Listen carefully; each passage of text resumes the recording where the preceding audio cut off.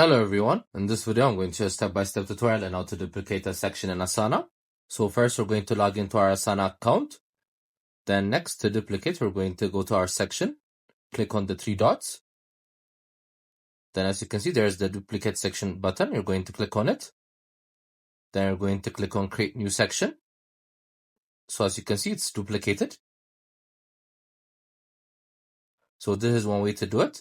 The second step would be to click on the drop-down arrow on the projects and click on duplicate.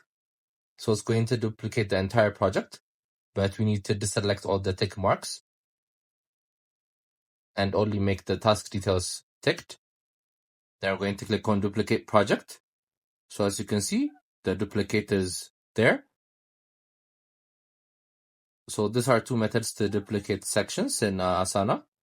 Make sure to also check our other videos as we've been posting daily. I hope you guys like this video. Subscribe for more, like for more, share for more. I hope to see you again. Goodbye.